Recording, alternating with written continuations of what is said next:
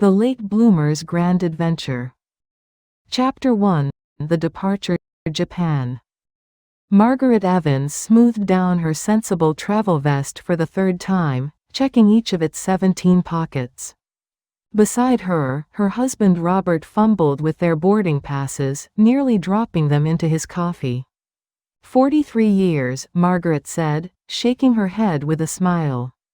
43 years of marriage, and this is our first real trip together. Well, someone had to pay for Daniel's medical school, Robert replied, grinning. And then there was the wedding, and the house down payment, and that time he wanted to go to that expensive summer program. And the car when he started his residency, Margaret added. Right, can't forget that. Robert took a sip of his coffee. Then nearly spilled it again when the gate announcement crackled overhead. And now Dr. Daniel Evans, successful cardiologist, has firmly told his parents to go enjoy yourselves before you're too old to remember where you went. Such a thoughtful boy. He also said we needed to loosen up and live a little, Margaret said, laughing. As if we've been living a lot for the past 4 decades. To be fair, we have been a bit scheduled. Robert, we have a designated time slot for spontaneity on Sundays between 2 and 2:30 p.m. Well, that's going to change now, isn't it? Margaret looked at him, really looked at him. His hair had gone silver, and there were deep laugh lines around his eyes that she'd watched form over decades. They'd grown old together while barely noticing, too busy making sure everything was taken care of, that everyone else was happy. Yes, she said softly. Yes, it is. Their first stop was Tokyo, and the moment they stepped out of Narita Airport, Margaret felt something shift. The signs were in characters she couldn't read, the announcements in a language she didn't understand. And instead of feeling anxious, she felt alive.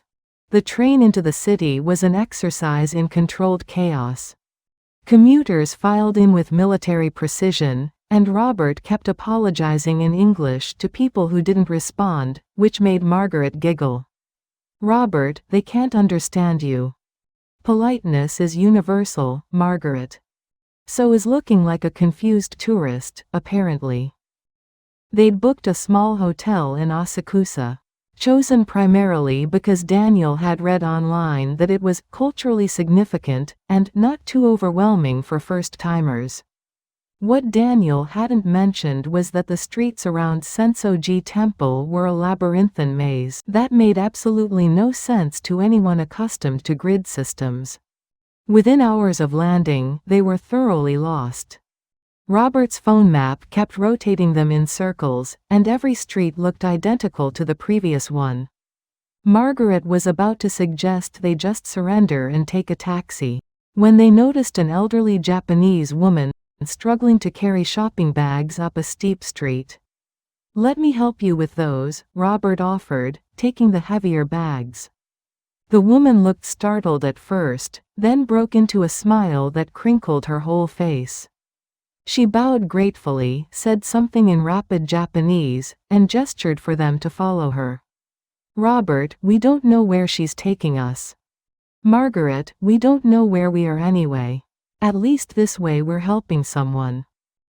The woman, who introduced herself through gestures as Mrs. Tanaka, lived in a tiny apartment on the 4th floor of a building so narrow Margaret wasn't sure how furniture had ever made it up the stairs. The apartment itself was immaculate, with tatami mats, low tables, and a view overlooking Sensoji Temple that made Margaret gasp. Mrs. Tanaka immediately busied herself preparing tea, moving through her small kitchen with practiced elegance. She pulled out her phone and, with some effort, typed into a translation app. Please sit. Thank you for help. I make tea. Oh, you don't have to. Margaret began. But Mrs. Tanaka was already whisking matcha with focused intensity. Robert and Margaret exchanged glances and carefully lowered themselves onto the floor cushions, a process that involved significantly more grunting than either wanted to admit. My knees are staging a protest, Robert whispered. Your knees and mine should form a union, Margaret whispered back. Mrs. Tanaka served them matcha in beautiful ceramic bowls, the green tea frothing at the top.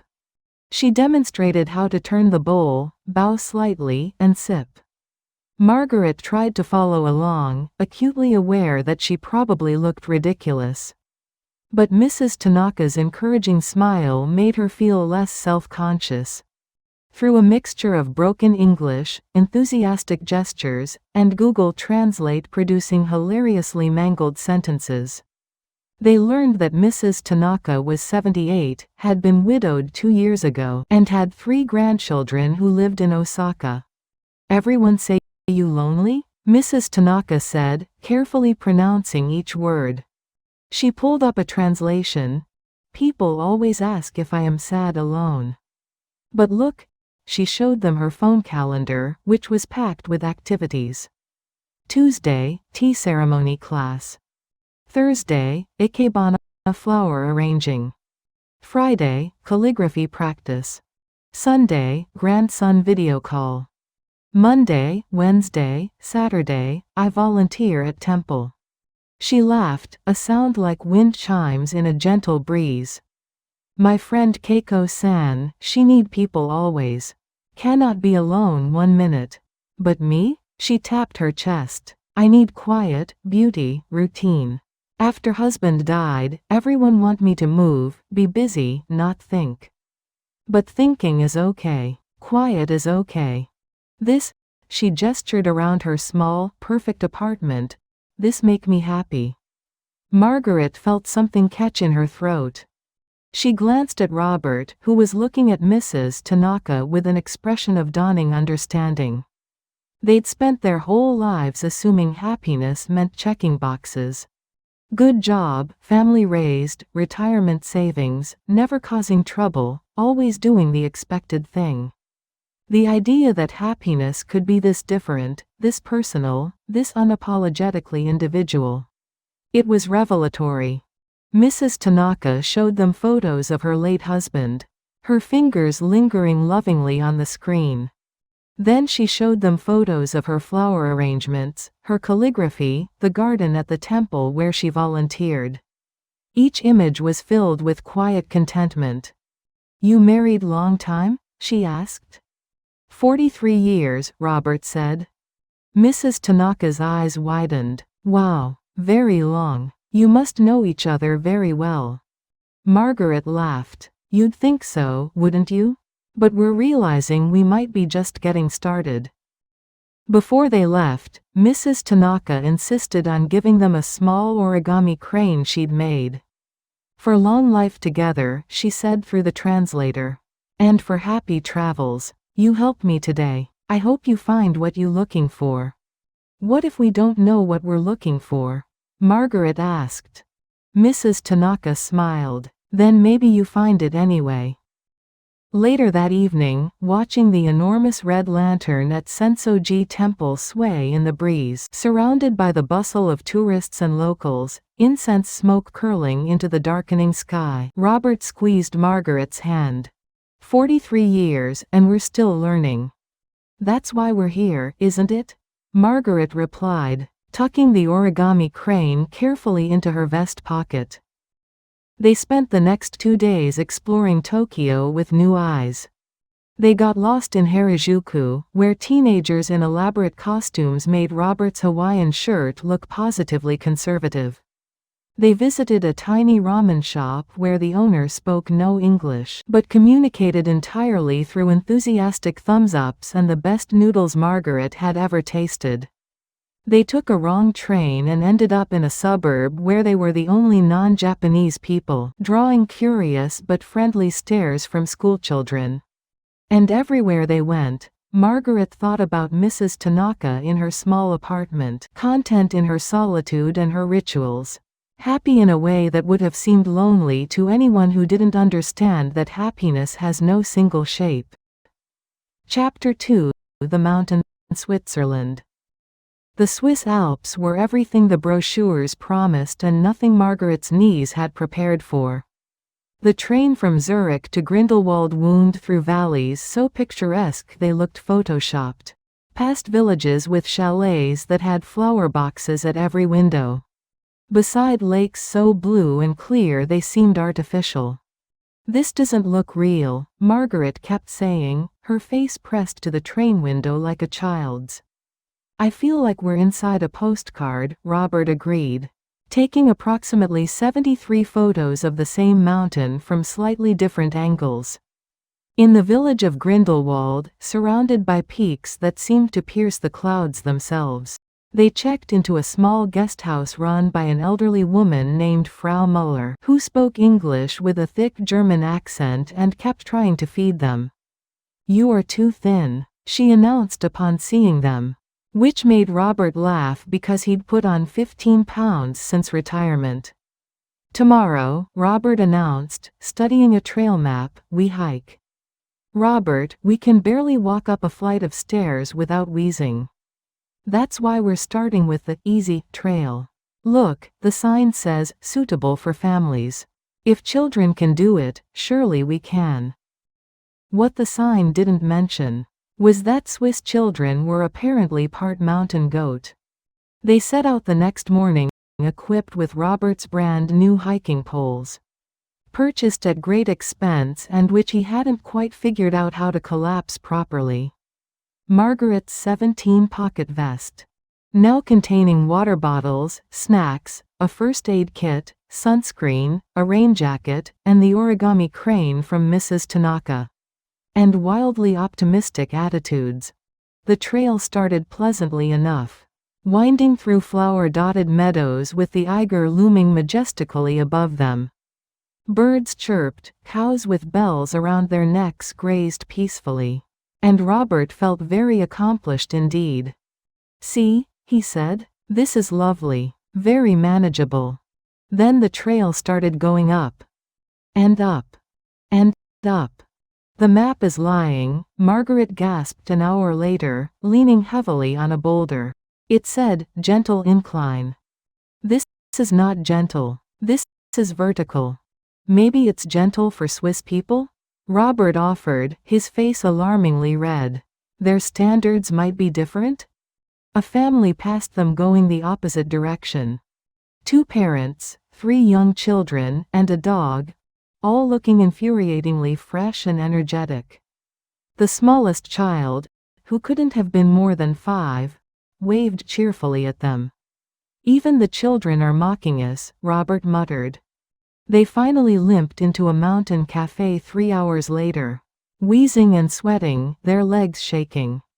The café was a charming wooden structure clinging to the mountainside, with a terrace offering views that would have been breathtaking.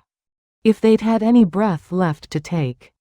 Robert collapsed into a chair and accidentally knocked over his hiking poles, which clattered dramatically across the wooden deck, causing several other hikers to look over in alarm.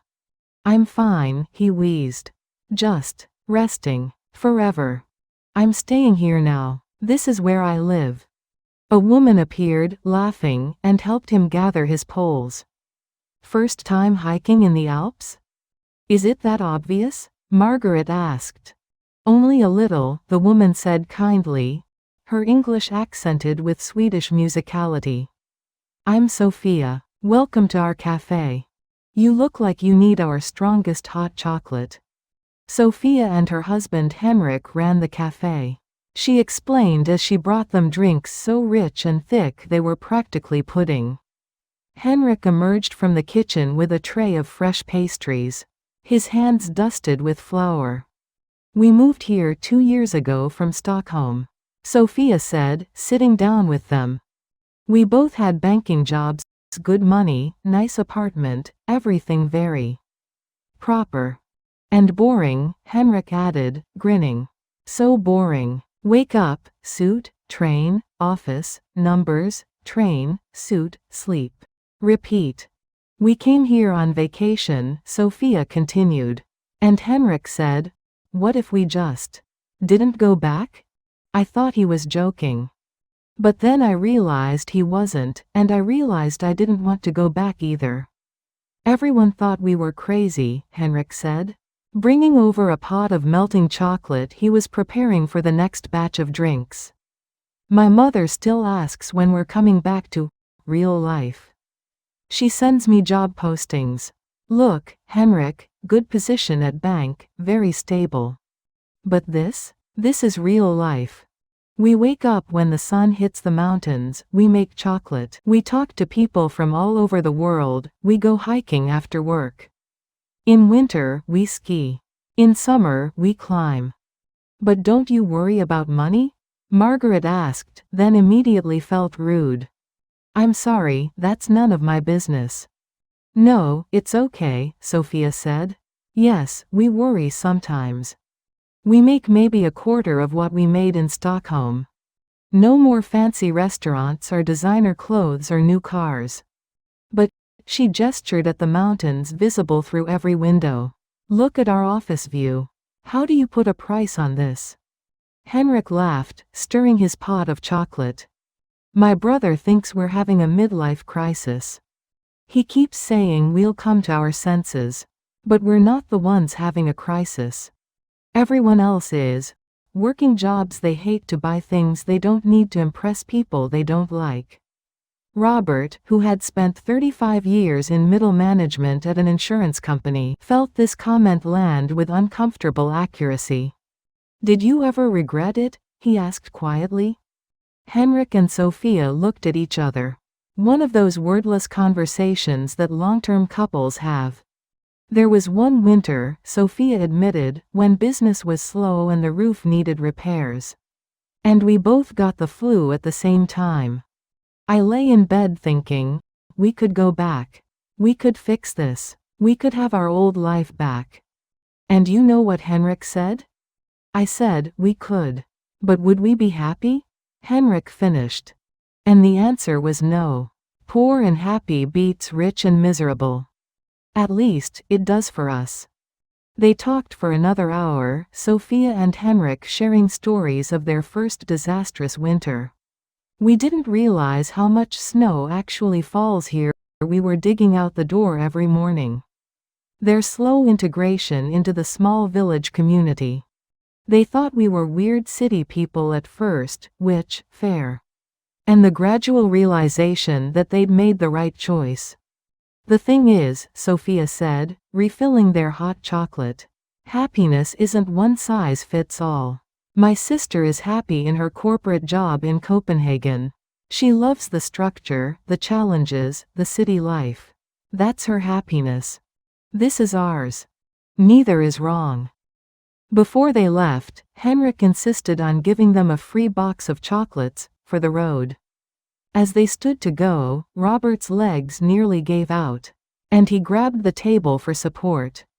Maybe take the cable car down? Sophia suggested gently. Cable car? Margaret repeated. There's a cable car? Of course. Didn't you see it at the bottom? Robert and Margaret looked at each other. We walked up here, Robert said slowly, when there was a cable car. Henrik tried very hard not to laugh. He failed. As they rode the cable car down Robert's legs, thanking every deity he could think of. Margaret looked out at the peaks they hadn't summited, the trails they'd struggled on, and felt strangely content. We failed to reach the top, she said. Spectacularly, Robert agreed. But I don't feel bad about it. Me neither. They looked at the mountains, vast and uncaring and beautiful. And Robert remembered Henrik's parting words. The mountain doesn't care if you reach the top. It's just happy you came to visit. Wise mountain, Robert had said. Very wise, Margaret had agreed. That evening, safely back at the guest house with their aching legs elevated, they ate Henrik's chocolates and watched the sunset paint the mountains gold and pink and purple. Frau Muller brought them dinner on trays. You are too tired to come down, and too thin anyway. And they fell asleep to the sound of cowbells in the distance. Margaret's last thought before sleep was that Henrik and Sophia had given up wealth for wonder. And somehow come out richer for it. Chapter 3. the market, Morocco. The flight from Zurich to Marrakesh was like stepping from one world into another. The tidy Swiss efficiency gave way to chaotic Moroccan exuberance. And Margaret felt her senses overwhelmed the moment they stepped out of the airport into the warm North African air. Their taxi driver spoke rapid French, scattered English, and drove with a confidence that suggested traffic laws were merely suggestions. Robert gripped the door handle and tried not to look terrified, while Margaret laughed in the back seat. "This is either going to be amazing or we're going to die," she said. "Why not both?" Robert replied weakly. They survived, and checked into a traditional riad in the heart of the Medina. A converted townhouse built around a central courtyard, with intricately carved wood, colorful tiles, and a fountain that burbled peacefully in the center. "Daniel would hate this," Margaret said, running her hands over the detailed tilework. "Too unpredictable, too unscheduled. Daniel needs to learn that not everything requires a color-coded spreadsheet," Robert replied. Though he'd noticed Margaret had already pulled out her phone to photograph the tile patterns, probably to send to their son. The next morning, they ventured into Jamal el-Fna Square, and immediately understood why their guidebook had used the words, sensory overload, at least 6 times. The square was absolute chaos in the best possible way. Snake charmers sat with cobras swaying to flute music, their collection baskets pointedly placed for tips. Food stalls sent up smoke and smells. Cumin, grilled meat, mint tea, oranges, something sweet and something savory, all competing for dominance. Storytellers gathered crowds of locals who laughed and gasped at the right moments. Henna artists beckoned to tourists, showing elaborate patterns they could paint on hands and arms. Acrobats flipped and tumbled. A monkey on a leash chattered at passers-by. And everywhere, were merchants. "Stay close," Margaret said, gripping Robert's hand as they plunged into the souks. The covered market streets that branched off from the main square like arteries. They stayed close for approximately 4 minutes. Robert, distracted by a display of traditional brass lamps hanging from every available surface and creating a canopy of metal and colored glass, wandered off to examine them more closely. The merchant, sensing opportunity like a shark sensing blood, immediately engaged. "You like? Very beautiful, yes? Very good price for you, my friend." "Oh, I'm just looking," Robert said politely. Yes, looking is good. Here, let me show you this one. Handmade by my brother. See the detail? Very fine work." "It is beautiful," Robert admitted. That was his mistake. 20 minutes later, when Margaret found him, Robert had somehow agreed to buy 6 lamps, was being shown 3 carpets. "Very good quality, pure wool, my cousin makes them." And a merchant was trying to convince him that he absolutely needed a ceremonial dagger. "For decoration only, very traditional. Your friends will be impressed." "Robert." I panicked, he whispered urgently. The man was very persuasive, and everyone was very friendly. And I didn't want to be rude, and somehow I agreed to everything. They were rescued by a young woman who appeared seemingly from nowhere, shooed away the merchants in rapid Arabic that made them back off immediately, and guided Robert and Margaret to a quieter corner of the souk. "You must be firm," she said in perfect English, her eyes twinkling with amusement. "They are good people, but they see tourists and see opportunity. You need to say no clearly, or you'll go home with the whole shop." "Thank you," Margaret said gratefully. "I'm Margaret, and this is my husband Robert, who apparently cannot resist a sales pitch." "I'm Amira," the woman said. She was in her mid-20s, wearing jeans and a headscarf, carrying a backpack stuffed with books. "I'm a tour guide, actually. I had a group scheduled for this afternoon, but they cancelled last minute." I was just walking through when I saw your husband looking very overwhelmed. That's becoming his natural state, Margaret said, making Robert protest weakly.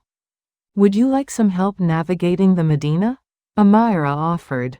No charge. I had the afternoon free anyway, and honestly, you look like you need assistance before your husband buys the entire marketplace. They spent the next 4 hours with Amira, and it transformed their experience entirely.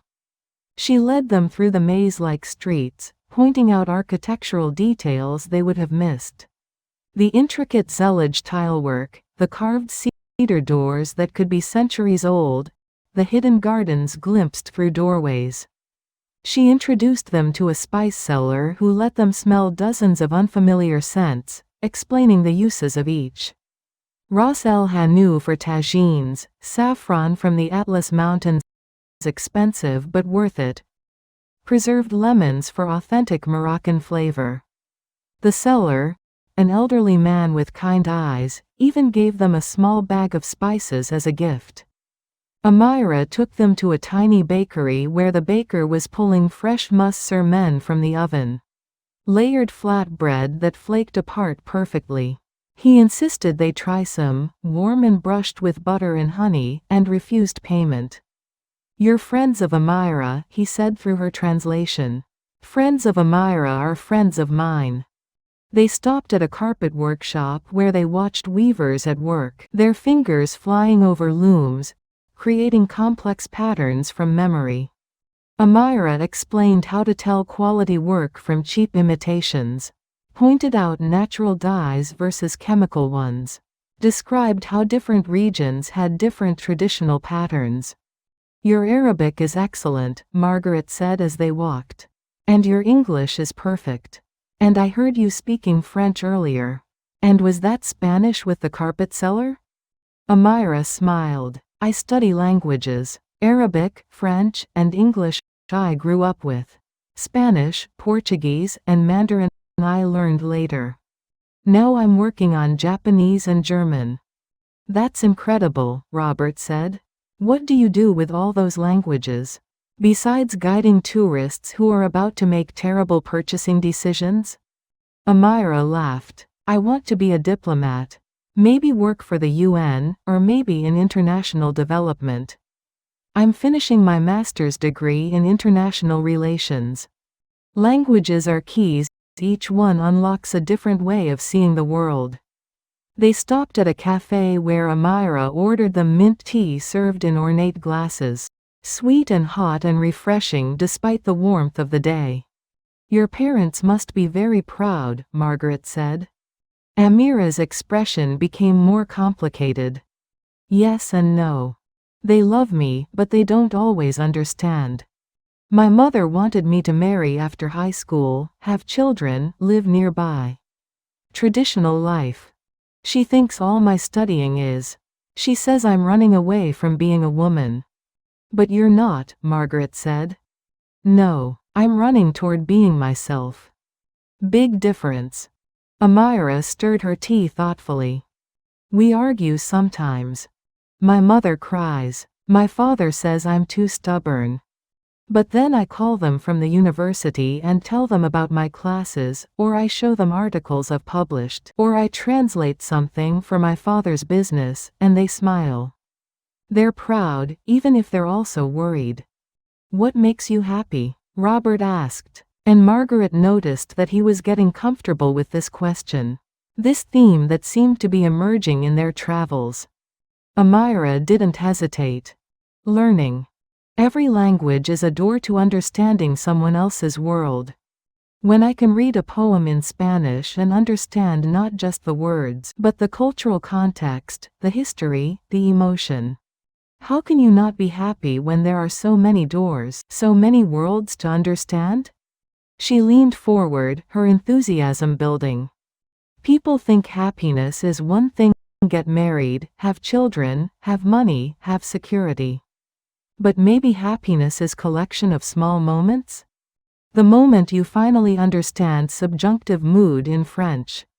The moment you help lost tourists find beautiful lamp seller. She grinned at Robert.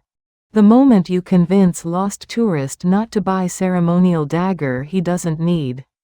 I might have needed it, Robert protested. For what? Cutting very aggressive bread? They all laughed, and Amira insisted on taking them to one more place. A rooftop terrace where they could watch the sun set over the city. From there, they could see the Koutoubia Mosque. Its minaret rising above the surrounding buildings, the call to prayer echoing out across the Medina as the sky turned orange and pink and purple. This is my favorite spot, Amira said softly. When I'm stressed about exams, or my mother calls crying asking when I'll get married, or I doubt my choices, I come here. The city has been here for 1,000 years. The mosque has stood for 800. My problems feel smaller from up here. Margaret thought about Mrs. Tanaka finding joy in her solitude and tea ceremonies. Henrik and Sophia in their mountain cafe making chocolate. And now Amira collecting languages and worlds like some people collected stamps. Can I ask you something? Margaret said. Do you ever worry you're being selfish? Choosing your dreams over your family's wishes? Amira considered this carefully. I used to. But then I realized. If I'm miserable doing what they want, how does that help them? How does that help anyone? My mother, she was happy with traditional life. That was her door, her happiness. But it's not mine. And me walking through the wrong door, pretending to be happy, just to make her comfortable? That's not love. That's just performance. When did you get so wise? Robert asked. When I learned my 7th language and realized that the word for happiness is different in every culture. And so is the concept. In Danish, they have hygge, coziness, contentment. In Japanese, ikigai, reason for being. In Arabic, we have many words, but my favorite is saada. It means happiness that comes from doing good deeds. Every culture has different definition because every person has different definition.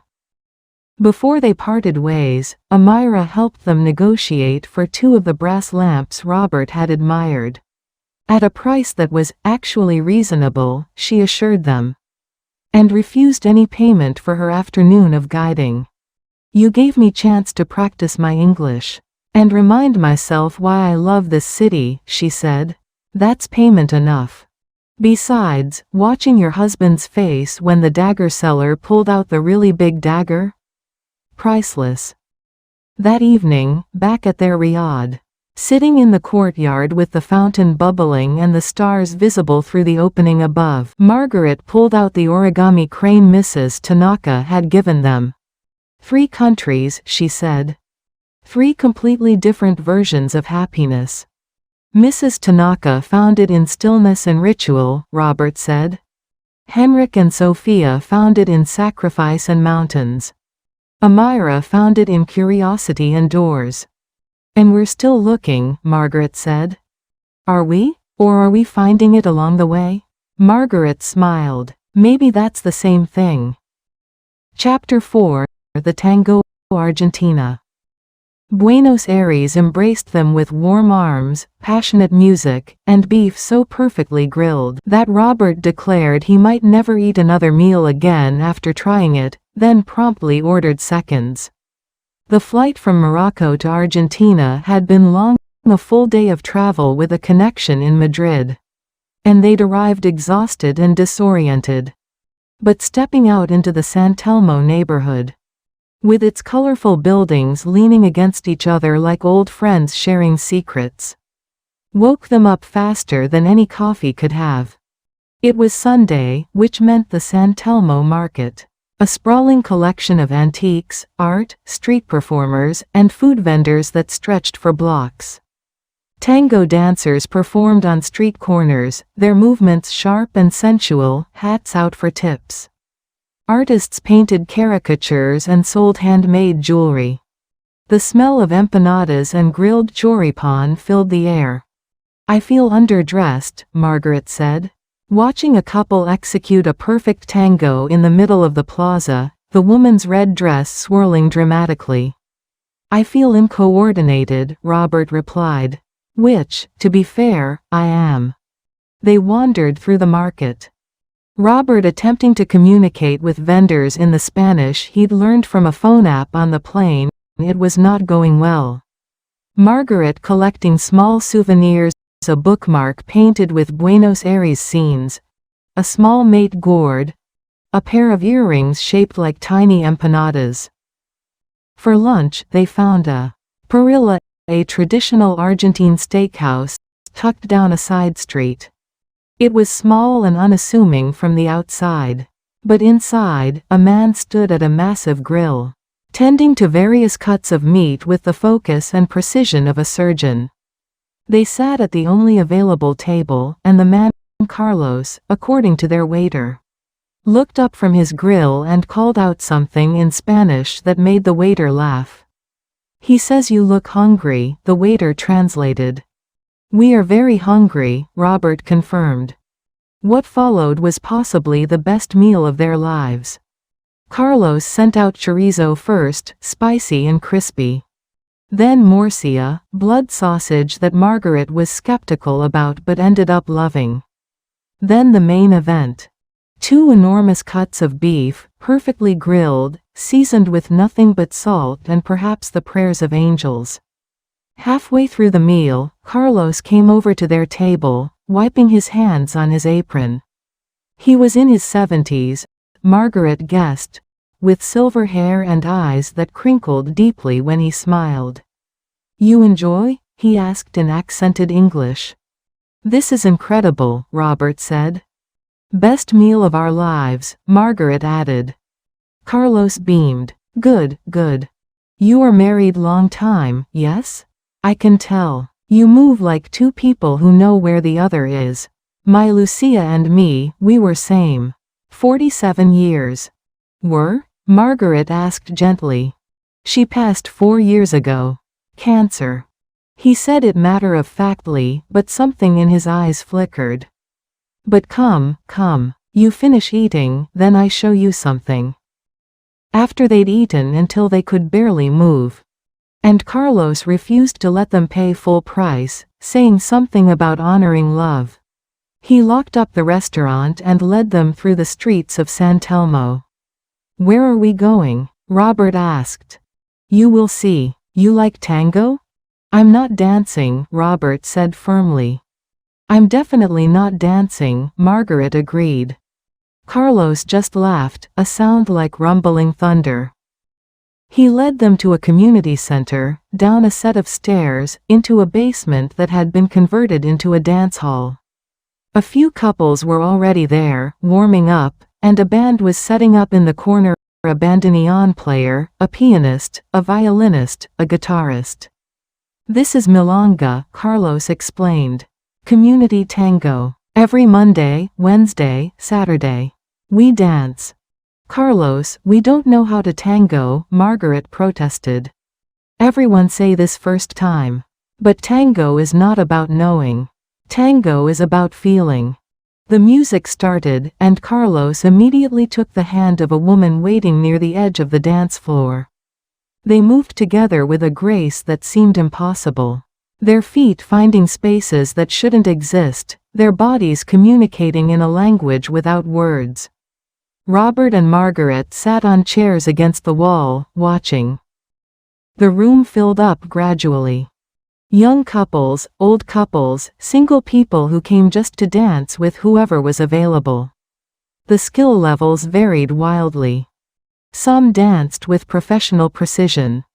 Others were clearly beginners, counting steps under their breath, occasionally stepping on toes. But everyone was smiling. During a break between songs, Carlos came back over, slightly out of breath but energized rather than tired. My Lucia, he said, sitting down beside them. Everyone told me after she died. Poor Carlos, so sad, maybe you should move in with daughter in Cordoba. Maybe you should sell restaurant, take it easy. But you know what Lucia told me before? He tapped his chest, over his heart. She said, "Carlos, when I'm gone, you dance for both of us. You dance until your feet forget how to be sad." His eyes were wet, but he was smiling. "So I dance. 3 times a week, I come here. Sometimes I dance with Rosa, or Mercedes, or Valentina, nice ladies, good dancers. Sometimes I dance with whoever needs partner. And yes, I still miss Lucia every day. Every day, I wake up and she's not there, and it hurts. But when I dance, for those 3 minutes, I'm not sad widower. I'm just Carlos, dancing." An instructor noticed Margaret watching and, before she could protest, came over and extended her hand. "Please, you try? I really don't. Just follow. I lead. You follow. Simple." It was not simple. Margaret found herself on the dance floor, trying desperately to remember what feet were for and how they worked. The instructor, a patient woman named Gabriella, counted softly and guided her through basic steps. "Don't think," Gabriella said. "Just feel the music. Feel where I'm leading. Your mind is too busy worrying about being perfect. But tango doesn't want perfect. Tango wants honest." Meanwhile, Robert had been similarly conscripted by another dancer.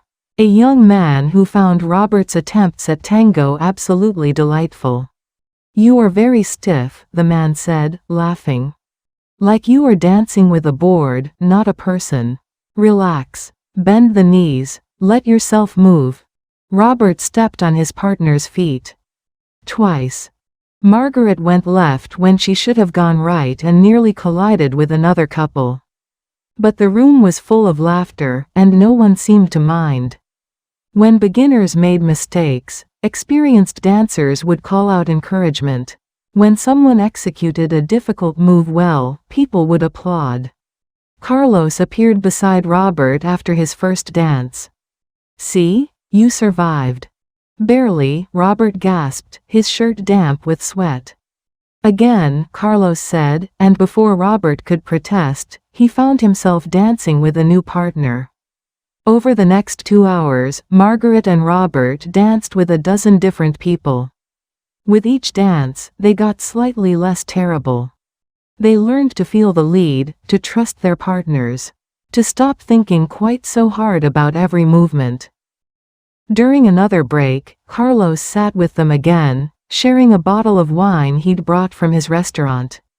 "Lucia was sick for 2 years, he said, pouring them each a glass. In the hospital, then at home with hospice. Everyone thought I would stop dancing. How can you dance when your wife is dying?" "But Lucia," she insisted.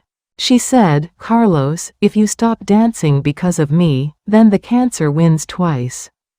It takes my body and it takes your joy. Don't let it win twice." He took a sip of wine, his eyes distant with memory. "So I would go to hospital, sit with her, hold her hand. Then I would come here, and I would dance. And you know what? When I went back to hospital, I had stories to tell her. Today, Lucia, I danced with Rosa and she finally mastered the gancho we've been practicing. Or, today a new couple came, very nervous, and by the end they were laughing and spinning." And Lucia would smile. Margaret felt tears on her cheeks. Even at the end, Carlos continued, when she was too weak to talk much, I would sit beside her bed and hum our song, Por una cabeza. And I would take her hand and move it gently, like we were dancing. Just tiny movements. Her fingers in mine, swaying to the music only we could hear. She was still dancing, you see? Even then. The music started again, and Carlos stood, offering his hand to Margaret. "May I?" This time, Margaret didn't hesitate. Dancing with Carlos was completely different from dancing with the instructors. He led with such confidence and gentleness that Margaret found herself following without thinking, her feet somehow knowing where to go.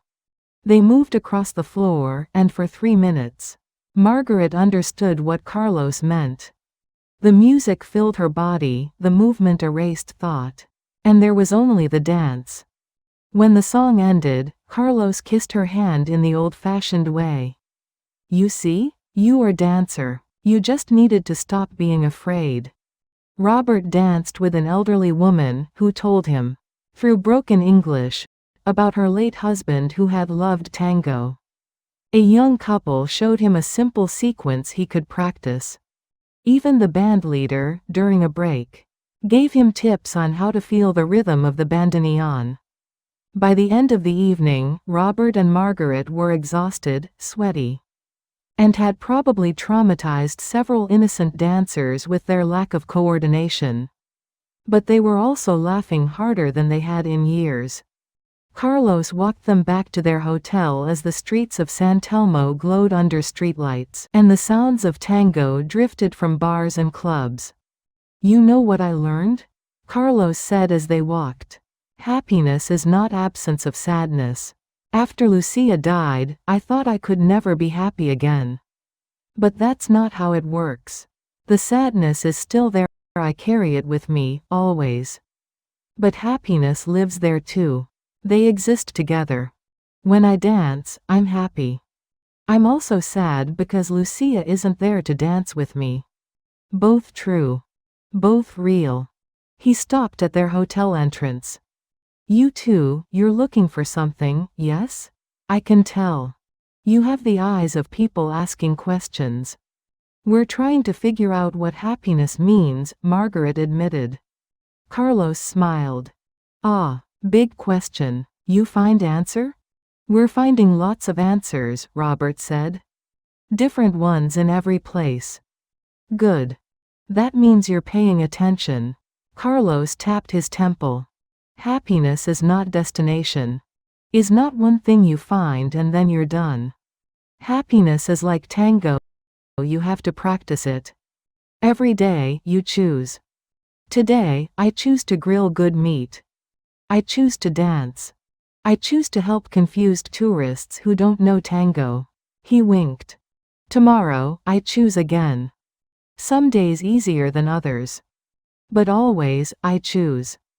Before he left, Carlos gave them each a hug, the kind of embrace that felt like family. You visit Buenos Aires again, you come to my restaurant. I make you special meal. And you dance with me, yes? We'll try not to step on your feet, Robert promised. Feet heal, Carlos said, grinning. Regrets don't. The next day, they explored more of Buenos Aires. They visited La Boca, with its brightly painted houses and street tango performances. They walked through Recoleta Cemetery, where Eva Perón was buried among elaborate mausoleums that looked like small palaces. They got lost in a bookstore that had once been a theater, its ceiling painted with cherubs and its balconies converted to bookshelves. And in the evening, they went back to the Milonga. Carlos lit up when he saw them. You came back. We couldn't resist, Margaret said. This time, they were slightly less terrible. Robert only stepped on 2 feet instead of 4. Margaret managed a turn without losing her balance. They danced with Carlos, with Rosa, with the young couple from the night before, with strangers who became temporary partners for 3 minutes of shared music. On their last night in Buenos Aires, as they walked back to their hotel, Robert attempted some tango steps on the empty street. Margaret laughed and joined him. And they fumbled through a clumsy approximation of what they'd learned, nearly colliding with a lamppost. Daniel would have hated this, Robert said, grinning. Too spontaneous. Too unpredictable. Too many variables he couldn't control. Daniel needs to loosen up, Margaret replied. We should bring Carlos to lecture at his hospital. The cardiology of joy, a tango approach. I don't think that's a real medical field, dear. Well, it should be. They stood in the quiet street, holding each other. And Margaret thought about Carlos dancing beside Lucia's hospital bed. About choosing happiness even when sadness was present. About the idea that joy wasn't the absence of pain but the decision to dance anyway. 4 countries, she said softly. 4 different versions of happiness. And one more to go, Robert said. Where next? Robert pulled out his phone, scrolling through their itinerary. Vietnam. Hanoi, specifically. Margaret smiled. I wonder what we'll learn there. Chapter 5. The River, Vietnam. Hanoi assaulted their senses in ways that even Marrakesh in Morocco hadn't quite managed. The moment they stepped out of their hotel in the Old Quarter, they were surrounded by a symphony of motor scooters, street food vendors, and energy that seemed to vibrate in the air itself. I think we've entered a real-life video game, Robert said, watching approximately 40 scooters navigate an intersection that appeared to have no traffic lights, stop signs, or discernible rules. A video game where we're very likely to die, Margaret agreed, clutching his hand. But crossing the street became an adventure in itself. A vendor selling banh mi noticed their hesitation and laughed, gesturing for them to follow her. She stepped into traffic with confidence, walking at a steady pace. And somehow the sea of scooters parted around her like magic. Robert and Margaret followed in her wake, making it to the other side alive. The vendor, whose name was Lean, insisted they try her sandwiches. The banh mi was a perfect combination of French colonial influence and Vietnamese flavors. Crispy baguette filled with pâté, cilantro, pickled vegetables, and some kind of meat that was delicious even if they couldn't identify it. Best sandwich, Lean said proudly in English, giving them extra napkins. You American? Yes, Margaret said, first time in Vietnam. Lean's expression became complicated for a moment, then broke into a smile. Welcome. You see Hanoi, very beautiful city. Old Quarter good for walking. You try pho, yes? And egg coffee, very special here. They spent the morning wandering the narrow streets of the Old Quarter, each street traditionally dedicated to a specific trade: silk, silver, paper goods, herbs. The buildings were impossibly narrow, squeezed together like books on an overstuffed shelf, their colorful facades peeling and beautiful. They found the egg coffee at a tiny café up a narrow staircase, in a room so small only 6 people could fit. The coffee was rich and sweet, topped with a layer of whipped egg yolk that shouldn't have worked, but absolutely did. I could get used to this, Robert said, on his second cup. Their real destination for the day was Ha Long Bay, a few hours from Hanoi.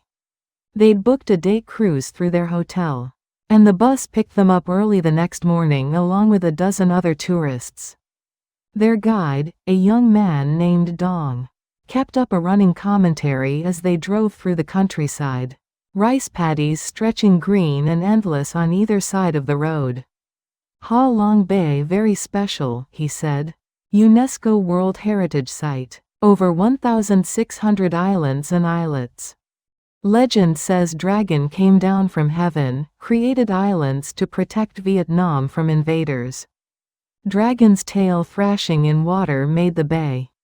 Do you believe the legend? A German tourist asked. Dong grinned. I believe bay is beautiful. That's enough. When they reached the bay and boarded the traditional junk boat, Margaret understood immediately why people traveled thousands of miles to see this place. Limestone karsts rose from emerald green water like ancient sentinels, covered in vegetation, creating a landscape that seemed more fantasy than reality. Their boat sailed among the islands, the engine humming quietly. And Dong pointed out formations that resembled various animals. A fighting cock, a turtle, a monkey. Whether or not they actually looked like those things was debatable. But Margaret appreciated the poetry of it. They stopped at a floating fishing village. And this was where their trip took an unexpected turn. The village consisted of houses built on floating platforms, bobbing gently on the water. Dong explained that the families here had lived on the water for generations, their entire lives conducted on boats. Fishing, cooking, raising children, going to school, all on the bay. An elderly woman in a small boat rowed up to their junk, selling drinks and snacks to tourists. Dong spoke to her in Vietnamese, and she laughed at something he said, then gestured for Robert and Margaret to come see something. Through Dong's translation, they learned her name was Ba Hua, and she wanted to show them her home. They climbed carefully into her small boat. A process that involved both of them nearly falling into the water. And she rowed them to her floating house with practiced ease. The house was small but well maintained, with a main room that served as kitchen, living room, and dining room, and 2 smaller rooms for sleeping. Everything they owned, Ba Hua explained through Dong, was here on this platform. She'd been born on the water 68 years ago, had married a fisherman at 20, raised 3 children here, and now lived with one of her sons and his family in the house next door. "You miss land?" Margaret asked. Ba Hua looked confused by the question. Through Dong? "Why I miss land? This is home. Water is life. My husband's ashes, I scattered in bay. My children learned to swim before they learned to walk. How can I miss something I never wanted?" She showed them photos of her grandchildren. 5 total, all swimming like fish, helping with nets, going to school in a floating building nearby. The youngest was 3, already confident in a small boat. "Government say we should move to land," Ba Hua said, her expression becoming serious. "They build houses for us, say it's better, more modern. Some families go. But better for who? For tourist brochures? For people who think life must be lived one way?" She gestured at the bay around them. At the karsts rising from the water, at the other floating houses visible in the distance. "My daughter-in-law, she from Hanoi. When she marry my son, everyone say she's crazy. How you can live on water? No shopping mall, no café, no cinema. But she learned to fish, learned to live with tides, learned to be happy with simple things. Now she tell me she never go back to city. Too much noise, too much rush. Here, life is slow. Life is enough." Robert thought about their own life. Decades of rushing, of schedules, of always planning the next thing without fully experiencing the current thing. "What makes you happy?" he asked, the question that had become their refrain. Ba Hua didn't need Dong to translate. She understood the intent even if not all the words. She pointed at the water, at her house. At a small shrine in the corner with photos of her late husband and her parents. "Happy is simple," she said in careful English. "Water, family, fish for dinner, sun on face, grandson learning to rowboat. Young people think happiness is big house, big car, big money. But big happiness comes from small moments. This morning, I catch good fish. My grandson wake up healthy. Sun come up beautiful. I am happy." She made them tea, served in small cups. And they sat on her floating platform with their feet dangling over the edge, watching the bay move gently beneath them. Dong, who had been translating, added his own thoughts. "My girlfriend wants to move to Ho Chi Minh City. Big opportunities," she says. "But I think, what's opportunity worth if you lose peace? Here, I wake up, see Ha Long Bay every day, show tourists something beautiful. Is that not opportunity? What will you do?" Margaret asked. Dong shrugged, still deciding. "Maybe we compromise, spend some time there, some time here. Maybe we find different answer. But I think about people like Ba Hua, and I think she knows something we forget in cities. She knows happiness is not destination, is journey, is moment, is now." Before they left, Ba Hua gave Margaret a small shell, perfectly smooth from the water. "For remember," she said, "life is like water.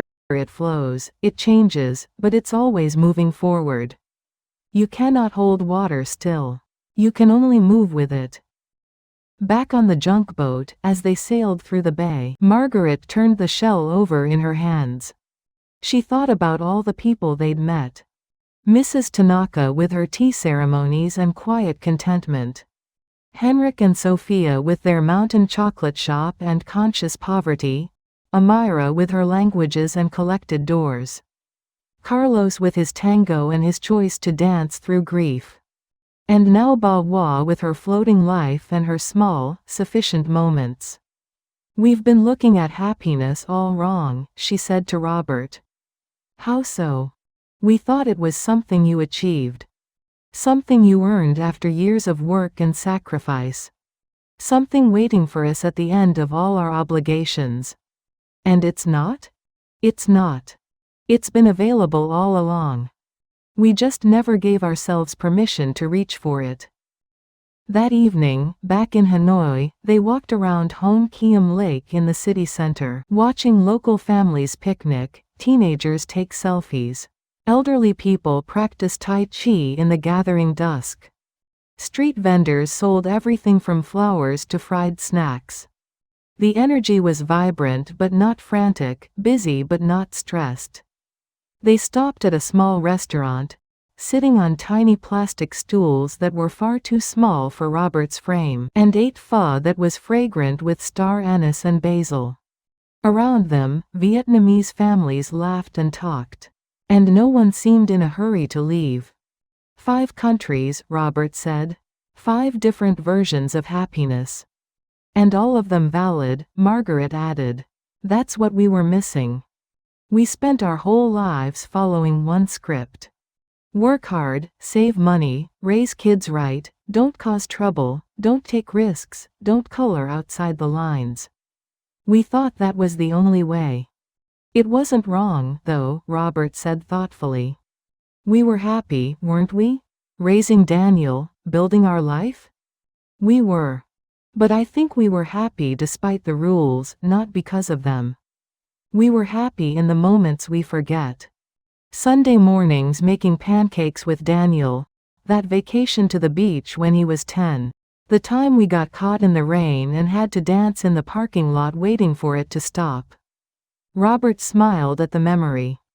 You kept laughing and Daniel kept saying we were embarrassing. We were embarrassing. It was wonderful. They finished their pho in comfortable silence. Then walked back to their hotel through streets that were still bustling despite the late hour. One more day here, Margaret said. Then home. Are you ready? I don't know. Are we going back to the same life, or are we taking all of this with us? Robert squeezed her hand. I think that's up to us, isn't it? Chapter 6. The Return Home. The flight back felt longer than all the other flights combined, as though they were flying against the weight of returning to regular life. Margaret dozed fitfully, the origami crane from Mrs. Tanaka still tucked safely in her vest pocket, the shell from Ba Wa wrapped carefully in tissue paper. Their apartment looked exactly as they'd left it. Same walls, same furniture, same view of the neighboring buildings. But somehow, it felt smaller. Not worse, just smaller. As though the world had expanded around them and home had stayed the same size. They spent the first day doing laundry, sorting through mail, watering the plants that their neighbor had kindly tended. Normal life reasserted itself with remarkable speed. Daniel called that evening, his video chat appearance catching them surrounded by piles of dirty clothes and souvenir shopping bags. Welcome back, how was it? He asked. His cardiologist's schedule evident in his tired eyes despite his enthusiasm. It was. Margaret started, then realized she didn't have words that would adequately capture it. Educational, Robert offered. Life-changing, Margaret corrected.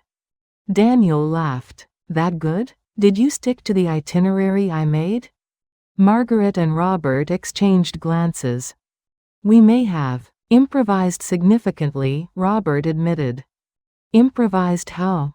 Well, we got lost in Tokyo and had tea with an elderly woman in her apartment, Margaret began. We failed to summit a mountain in Switzerland, but met a couple who gave up banking to make chocolate, Robert continued. Your father almost bought a ceremonial dagger in Morocco. It was very nice dagger. And we learned to tango very badly in Buenos Aires. And visited a floating village in Vietnam. Daniel blinked. That sounds chaotic. Did you at least see the major landmarks? The temples, the museums, We saw people, Margaret interrupted gently. We met people and heard their stories. And learned about all the different ways a person can be happy. Okay, Daniel said slowly, in the tone he used when humoring elderly patients. That's good? Did you take any photos of, like, the Eiffel Tower or? We didn't go to Paris, Robert said. But it was on the itinerary. We went to Buenos Aires instead. Daniel looked like he wanted to argue, then seemed to remember he'd specifically told them to enjoy themselves. His expression softened. Tell me about it, he said. Tell me everything. So they did. For the next hour, they told Daniel about Mrs. Tanaka and her Tuesday tea ceremonies. About Henrik and Sophia's mountain café. About Amira's collection of languages. About Carlos dancing through his grief. About Bahoa's life on the water. As they talked, Margaret noticed Daniel's expression changing. From indulgent patience to genuine interest, to something that looked almost like longing. When they finished, Daniel was quiet for a moment. Rachel and I had a fight last week, he said finally. She wants me to cut back hours at the practice. Maybe do some volunteer work with Doctors Without Borders. I told her we couldn't afford to take the pay cut. That we have responsibilities, that we need to think about the future. What did she say? Margaret asked. She asked me if I was happy. And I got defensive because of course I'm happy, I have everything I worked for. Good practice, nice house, stability. He paused. But I couldn't actually answer the question. I just kept listing accomplishments instead of feelings. Robert leaned toward the screen. Daniel, your mother and I spent 43 years checking boxes. Good job, stable income, kid through college, retirement fund. We did everything right. And we were proud of that. We still are. But we realized something on this trip. Doing everything right and being happy aren't always the same thing. So what are you saying? Daniel asked. That I should quit my practice and, what? Make chocolate in Switzerland? Margaret laughed. No, sweetheart. We're saying there's no single path to happiness. Mrs. Tanaka found it in solitude. Henrik and Sophia found it in sacrifice. Amira found it in curiosity. Carlos found it in choosing joy despite pain. Bawa found it in simplicity. They're all different, and they're all valid. The question isn't, should I do what they did? Robert added. The question is, what makes me happy? And you're the only one who can answer that.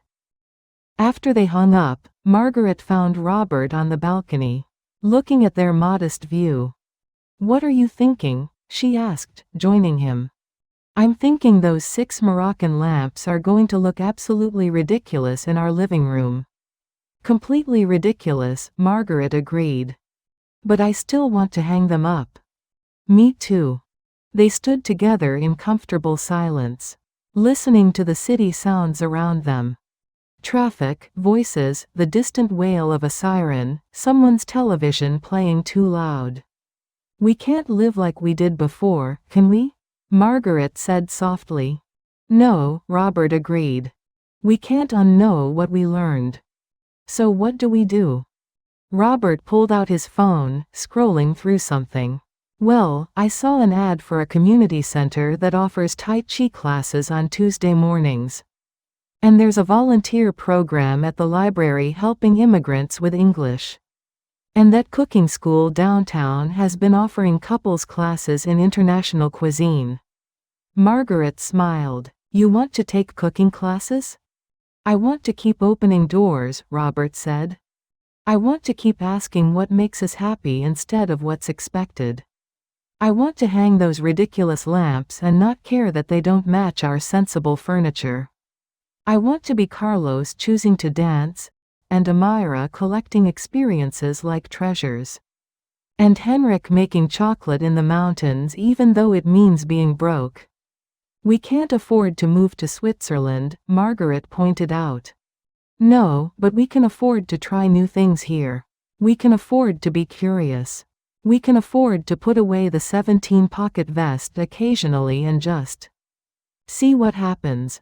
Margaret laughed, pulling out the origami crane from said vest. Mrs. Tanaka gave this to me for long life and happy travels.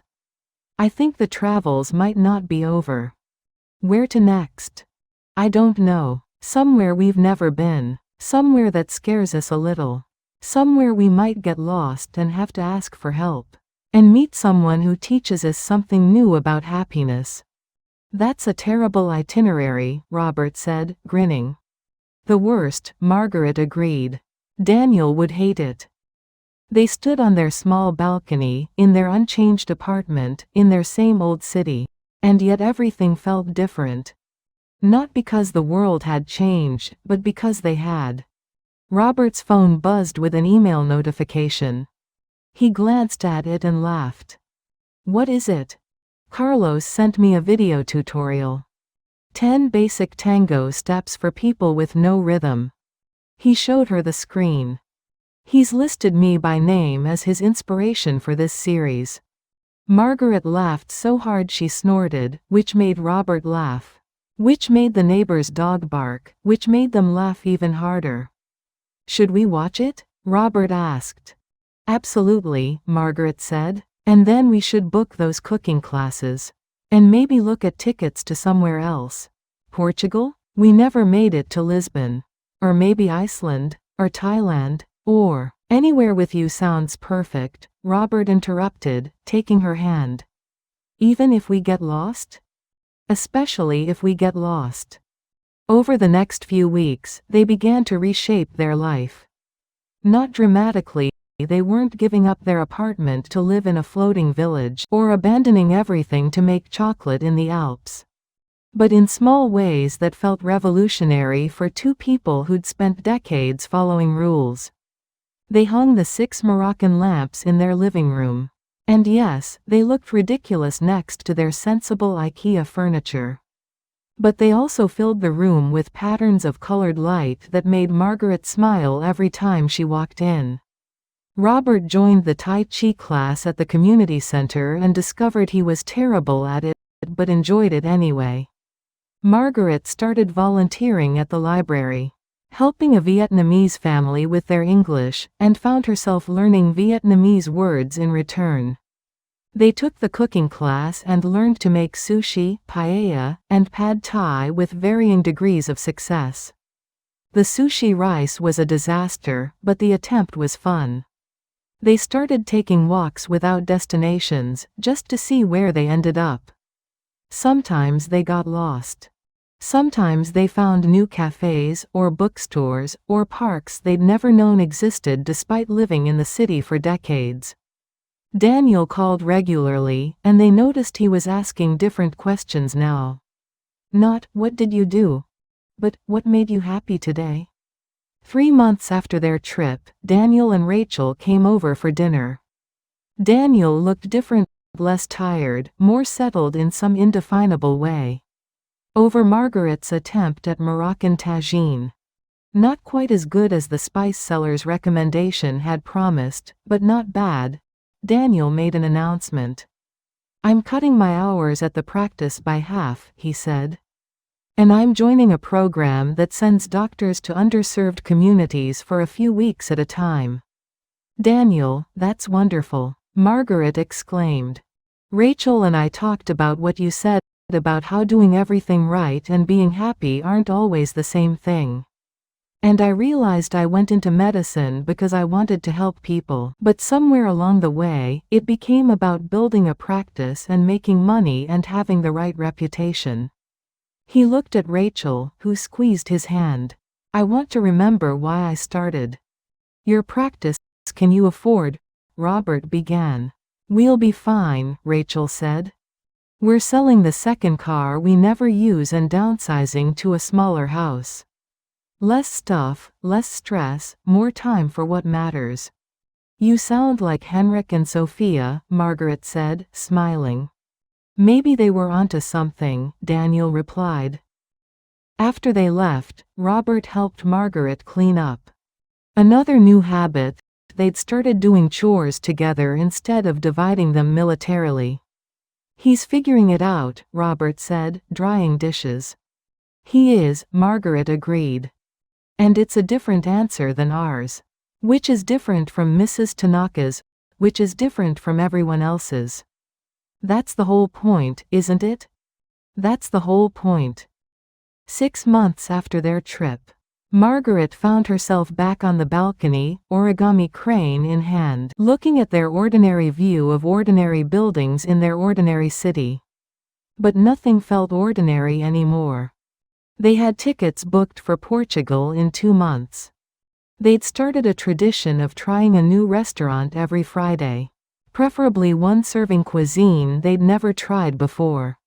They'd joined a ballroom dance class, inspired by Carlos, where they remained enthusiastically mediocre. Robert was learning Japanese from a phone app, inspired by Mrs. Tanaka, and could now successfully order tea and apologize, which seemed appropriate. Margaret had started a blog about their travels and the people they'd met, which 3 people read regularly, one of whom was definitely her sister. But more than any of that, they'd learned to ask themselves daily, what makes us happy today? Sometimes the answer was simple. Good coffee, sunshine, a call from Daniel, the way Robert still held her hand after 43 years. Sometimes the answer was bigger. Plans for their next adventure, a new skill learned, a stranger's story that changed how they saw the world. But always, the answer was theirs to define. Robert joined her on the balcony, carrying 2 cups of the Vietnamese coffee they'd learned to make, strong and sweet. And probably nothing like the authentic version, but theirs nonetheless. What are you thinking about? He asked. I'm thinking about how we spent 43 years getting here, Margaret said. To this moment, on this balcony. Finally understanding that happiness isn't something you earn or achieve or receive. It's something you choose, every day, in whatever form makes sense for you. Deep thoughts for a Thursday evening, Robert teased. It's what happens when you marry a philosopher, Margaret replied. I married an accountant. An accountant who's learning to philosophize. Watch out, world. They stood together, 2 people who'd spent a lifetime following a map, only to discover that the best parts of the journey were the moments they'd gotten wonderfully, beautifully lost. Robert's phone buzzed. Another video from Carlos? Intermediate Tango for hopeless cases. He's persistent, Robert said. Are we watching it? Obviously. And in their small apartment, with 6 ornate Moroccan lamps casting colored shadows on sensible walls. With Vietnamese coffee and Portuguese travel plans and Tai Chi class in the morning. And all the small moments of chosen happiness between. They settled in to learn a few more steps of a dance they'd only just begun. Because happiness, they'd learned, wasn't a destination you reached after 43 years of marriage. It was every step of the journey. The stumbles, the wrong turns, the unexpected meetings, the moments of grace. The choice to dance even when you didn't know the steps. The courage to open doors even when you couldn't see what was on the other side. It was Mrs. Tanaka's tea ceremony, and Henrik's mountain morning. And Amira's languages, and Carlos's choice, and Bahoa's floating life.